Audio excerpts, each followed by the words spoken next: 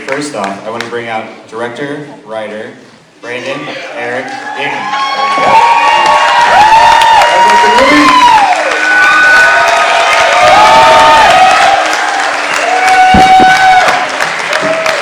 How about a round of applause for Nick Nolte?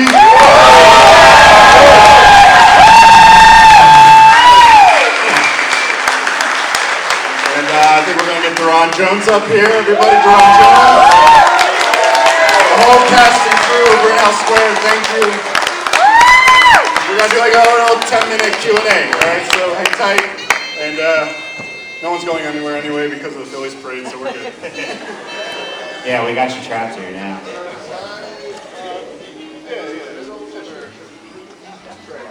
No, I'm good. You guys. All right, one last round of applause before we dig into this.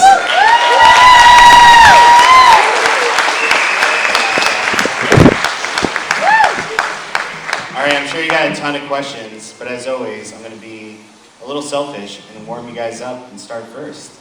So, Brandon, we did debut your first film here, The Nomads, in 2019. Anybody here for that? Yeah. So a lot of times with first films, you know, that's a lot of ideas and material you've been working on forever. But with your second film, what's the process been like? How's it different from working on The Nomads? Well, this film, we had a guy named Nick Nolte in it. And we also introduced Dharon Jones to the world. This movie, I actually got to write this one. This was my first swing at the bat writing. So that was definitely a very vulnerable situation for me. But it was special. You know, I feel like you know, if I'm going to do movies, it's going to be about Philly stories, and it's going to be right here at home. So that's what I keep on planning to do. Yeah.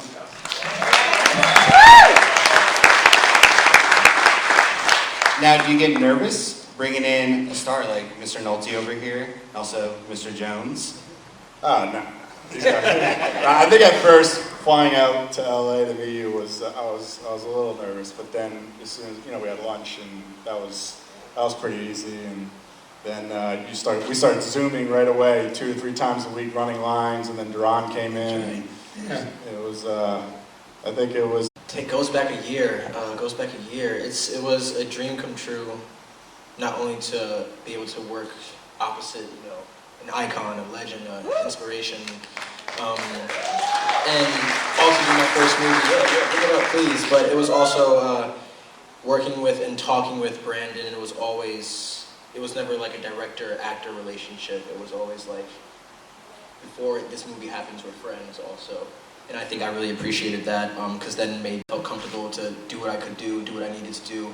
And like coming in as like, I wouldn't say a no-name, but like just not really anybody knowing you, and having to go up against this guy, it's no pressure, but I think I took it with the utmost of, like, it was a challenge that I was really looking forward to, and it was a movie after reading the script and doing a bunch of Zooms with Nick and Brandon. It was like, I just got more and more excited and more into the script, and more but also just from knowing what it took for me to get there, and then how things have happened after this, that, looking back on a year, it's like, wow, we made a movie. Made a movie. Made a movie. Made a movie.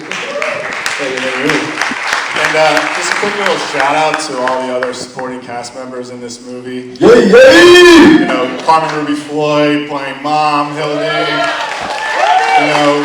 Sydney Mae Diaz playing Dominic. Yo, stand up. Where's Carmen? Where's Sydney? Please stand up. Let's give them a shout out.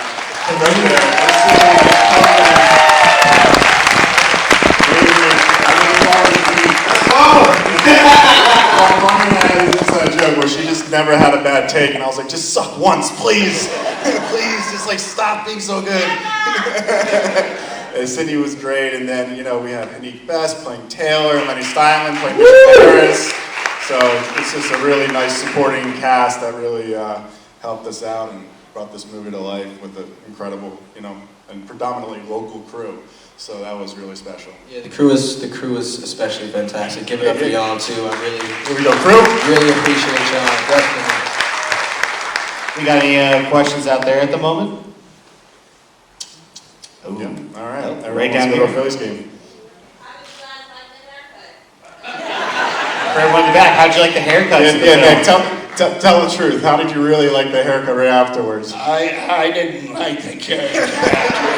You didn't like the slick back. I liked the hair and the mustache and all that. He was like, stuff you could hide behind, you know. Yeah, you went right back to your room. I gotta dry this, and then you came back. You were a little more confident, I think. Yeah. Yeah, it's sort of shocking. You know, change the character in the middle of The logistical, doing the logistics of filming all of his scenes prior to the haircut, that was fun. Yeah. That was definitely. Shout out making a movie during the pandemic, truly. Like, everything about that was, you know, God send that it happened. Were you surprised by anything once you got on set when it came to line reading, the chemistry between everybody, or was Zoom that good? I mean, I would say that the chemistry between the cast and the crew was solid. Like, we all just kind of embraced this, like, we're the smaller independent movie at the time when they're filming like big time movies, and you know, we're over here just like trying to fight for a tax credit, and you know, I think everyone kind of had a chip on their shoulder. You know, we showed up at Rittenhouse Square, and you know, the whole entire, you know, we have the permit, but there's tons of pedestrians, and everybody's supportive of our project. So I know that sometimes people can be a little cranky when it comes to noise and stuff happening in Rittenhouse Square. Did you have any obstacles? now Nick shuts them up if they complain, right? No, if people complained about us shooting, you would shut them up. Oh, yeah, well, I didn't. I was kidding. I was didn't kidding. see it. No. I saw everybody was quite with us. Yeah, everyone was great. No one really complained. I mean, you know, some of the more graphic scenes at the beginning, the tree scene, that was certainly not easy to film, but I was just waiting for someone to shut us down. But that we got through that. You know, there were some challenging, you know, mental health stuff that we really hit upon in this film, and everyone really, you know, addressed it and approached it really professionally, and you know, I think they did a great job doing it. So, kudos. Square itself is such a great character in the movie. Kind of asking Brandon to expound on how that kind of came to be. Yeah, thanks, Glenn. And by the way, Officer Glenn right there. Thank you. One of my dearest mentors since I was a little kid. So Rittenhouse Square, I think, for any of us, who here is from Philly? You know, all right, so, that was okay. Rittenhouse Square is the focal point of our town. It's the centerpiece. A lot of creative thinking there. I've had a lot of therapeutic time there, and so it serves as a character, and it just try to make it as authentic as possible. That is the core of where they spend the majority of their time. So there was no better place. We were originally going to call it Rittenhouse, but then all the crazy stuff with the Rittenhouse situation. So we changed it to Rittenhouse Square, and I think it actually turned out better that way. So it's iconic, and I'm just hoping that we do it justice. There's another one right over here.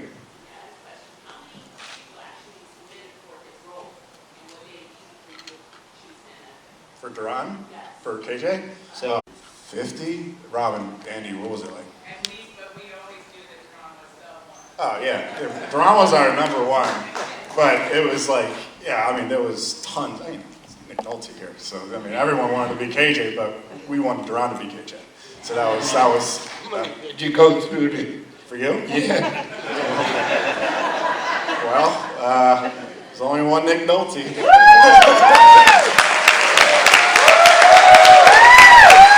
You know, these guys did great, and I, tip my hat to Dharon because this is his first feature, right? So to just go toe to toe with Nick, I mean, that's a lot of dialogue for these guys, a lot. And Nick over here, 3-time Academy Award nominee, Golden Globe winner, probably 200 plus movies under his belt.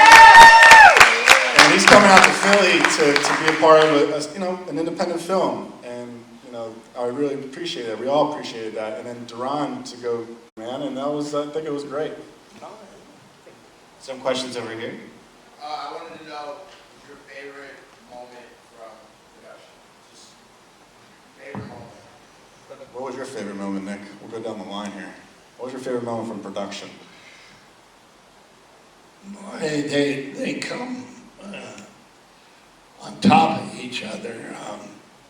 It's hard to say exactly which one, unique way. I thought that went off well. I suppose I'd say that, you know. I feel like Here, we'll switch. Hello, there we go. I had a couple. One of my favorite moments was when me and Nick were walking down towards Art Museum, and he was like, pass the water, and I was like, you're so Philly, it's gross. It was also my first time seeing the film, so like, my reactions are very like, okay, yes, I'm still dissecting what I just saw, but yeah, a lot of really great moments that like watching the film brought the emotions back and brought the waves of joy and happiness and tiredness and all that stuff with it. But seeing the finished product, it's so fulfilling to like see. Yeah, like the favorite part, like a couple of favorite parts, but just like overall the experience is one I'll never forget. And I'll never forget the people that were a part of it, the people that made it this experience. And yeah, I'm just gonna take it with me, learn from it, and just like keep moving forward. Keep moving forward, and be back in Philly at some point. Is that not indie filmmaking right there? Just Yeah. make it- I think we're asking you to stay here now. You didn't want to finish that statement. I might have to. I love Philly. The food's great. For